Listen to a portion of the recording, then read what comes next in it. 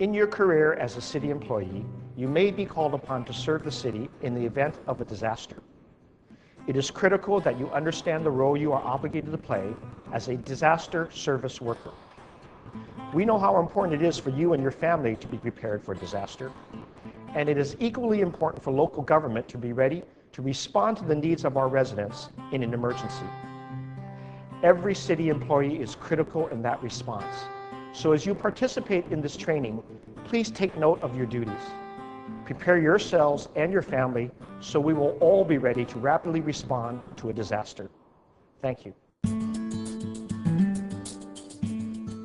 Welcome to the City and County of San Francisco's Disaster Service Worker Training.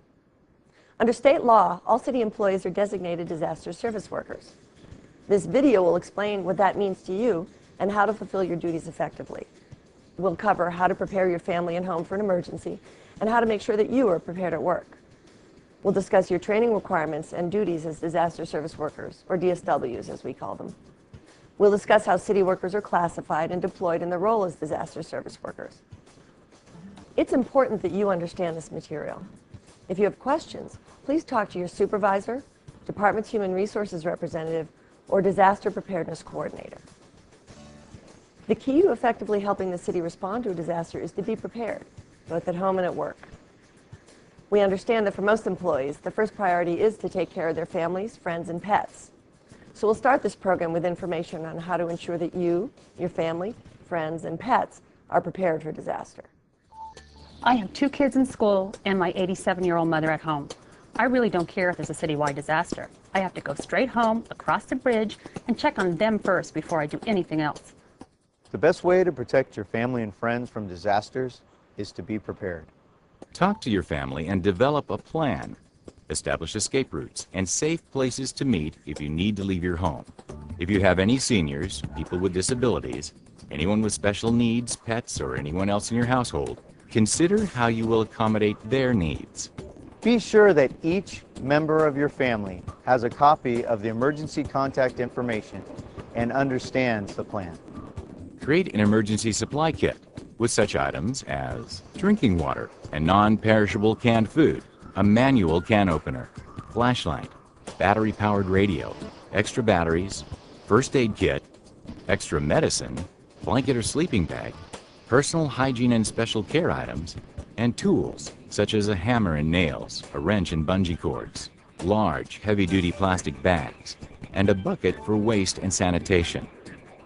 You should also prepare a portable household go bag in case you need to evacuate your home. The go bag should include some of the same items as your emergency supply kit.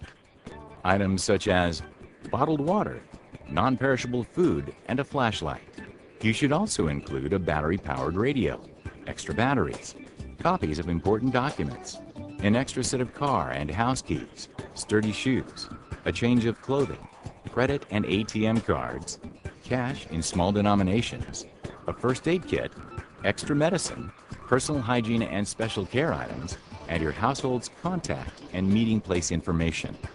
Be sure to have periodic home evacuation drills so that everyone in your household knows what to do and where to go.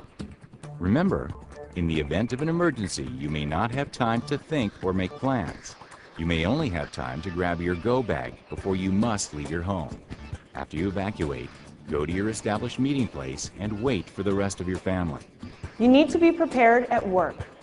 Learn the location of the exits and the evacuation routes for your building. You don't want to have to figure these things out while the building is collapsing or filling with smoke. As you did at home, pack a workplace go bag.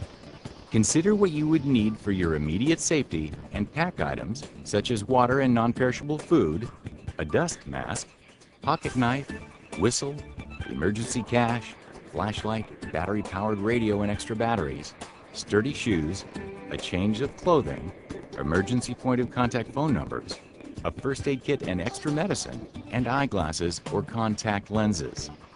For a complete list of suggested disaster kit and go bag items, please visit www.72hours.org.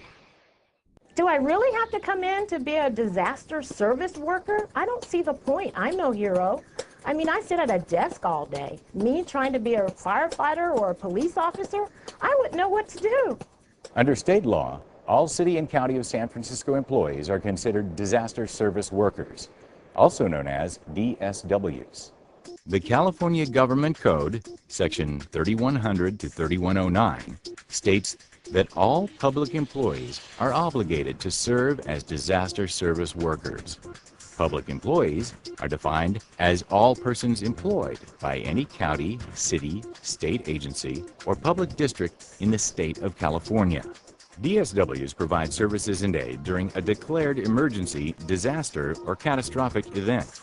While every attempt will be made to assign employees to DSW tasks that are similar to their regular work duties, as a DSW, you may be assigned to any disaster service activity.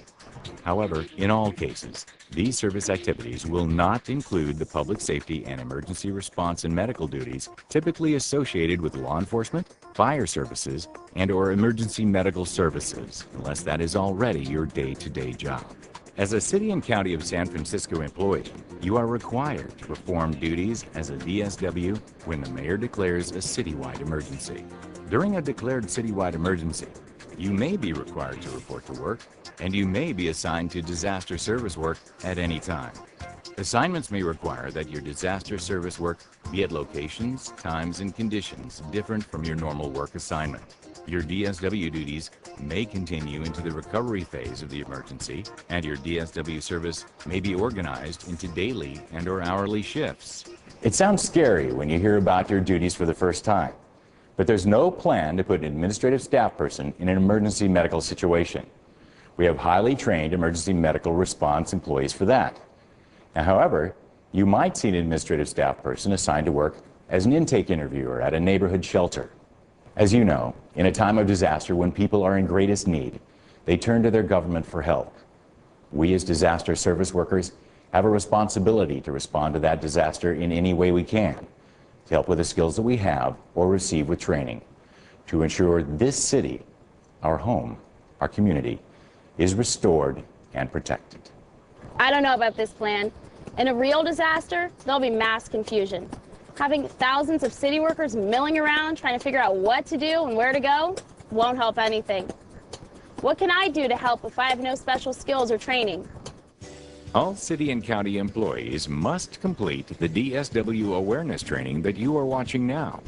However, based upon your role and responsibility in the event of a disaster, you may be required to complete additional training.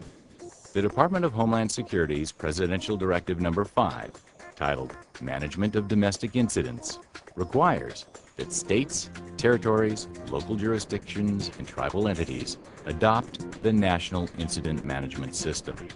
The National Incident Management System, also referred to as NIMS, provides a consistent nationwide template to enable federal, state, local and tribal governments, and private sector and non-governmental organizations to work together effectively and efficiently to prepare for, prevent, respond to, and recover from domestic incidents, regardless of the cause, size, or complexity, including acts of catastrophic terrorism.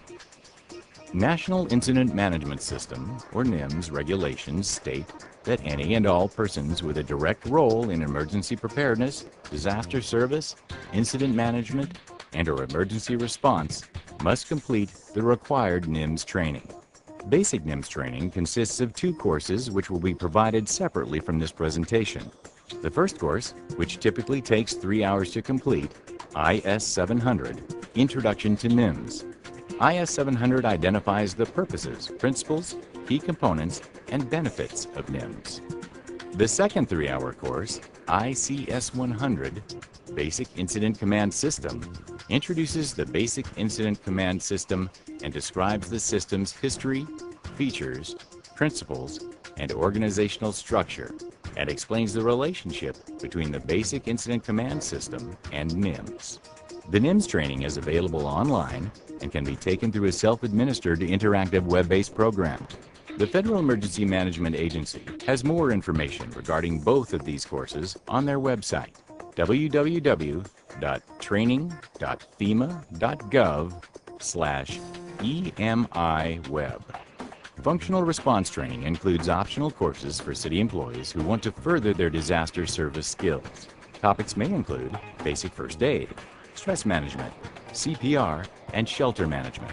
City and county employees interested in this training should discuss these opportunities with your supervisor.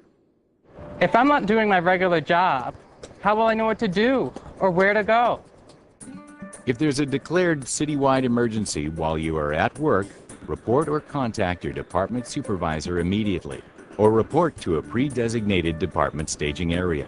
If a declared citywide emergency occurs while you're at home or otherwise away from work, first ensure the safety of your family, and then follow your department's emergency planning and/or DSW reporting instructions. Try to stay calm and patient. Don't panic, and stay aware of your surroundings. Remember, the residents of San Francisco are counting on you. All City and County of San Francisco employees have or will soon be issued a Disaster Service Worker Identification Card. This card indicates that you are a city and county employee. The state of California has created 13 DSW job categories. Job categories fall into two divisions, specialized and general. The specialized division includes animal rescue, care and shelter, communications, finance, firefighter, law enforcement, medical and environmental health, safety assessment inspector, search and rescue, and utilities. The general division includes administration, human services, labor, and logistics. City and county employees that do not have specialized DSW duties will be given DSW assignments under one of the general division categories. Your department supervisor, human resources representative, or the Department of Human Resources will provide you with a DSW general assignment. Your general assignment will be based on the needs of the city during a declared citywide emergency. If you are assigned to a general division category, the duties you may be asked to perform could include clerical support, damage assessment, driving, food preparation, interpreting, providing security, sorting, packing, or loading. City and county departments will assign their employees appropriate DSW categories based on the department's full-time needs and the employee's day-to-day job classification. The departments will align the classifications with the DSW job assignments. In my city job, I worked as a planner, but over the last 20 years, I've developed a lot of specialized skills. I'm a ham operator, and I hope the city takes advantage of my skills when there is a crisis. City and county employees with specialized skills that are not necessarily reflected in their current city and county job classifications are encouraged to identify their specialized skills with their department personnel officer or disaster preparedness coordinator. What if the disaster is not that big and it's only one place of the city? How do I know where to go? When a disaster occurs, listen to the radio to receive possible citywide reporting instructions. Listen to KNBR 680 AM, KCBS 740 AM, or KGO 810 AM. Then, check that your family is safe and secure before you report to work as a DSW. When you report to work, contact your immediate supervisor in your chain of command to receive instructions, and follow the procedures for reporting to your normal work location or designated staging area. I live in the East Bay. How do I get to work if the bridges are down or BART's not working? Do not attempt to re-enter the city unless you've been instructed to do so by your supervisor or through instructions via radio, television, or other emergency communications. If you live outside San Francisco, listen to the radio or TV for information on transportation routes that may be damaged. Try to get to work using your normal method. But if your transportation routes are obstructed, use alternate routes and be sure you have your DSW identification card with you. You'll need it to quickly and efficiently access emergency transportation routes. While collection points, emergency routes, and transportation methods have been pre-identified, only certain elements of the plan may be activated, depending on the circumstances of the disaster. In the event that transportation services are disrupted, the city will work with local and regional transit providers to establish methods to transport city employees back into San Francisco and to established work sites. This information will be communicated via your department's recall system and a radio television broadcasts. Check with your supervisor, human resources representative, or Department Emergency Planner for details on your department's specific recall procedures. To summarize, when the mayor declares a citywide emergency within the city and county of San Francisco, you need to take care of your family members first and ensure their safety. After you've secured them, you need to follow your department's reporting instructions. You should be prepared to be assigned to a variety of disaster service activities at locations, times, and conditions that may be different from your normal work assignment. You will not be assigned to a function that's unsafe, that you do not know how to perform, or have not received adequate training to perform, or that you're unable to safely perform. Thank you for watching. And remember, be prepared.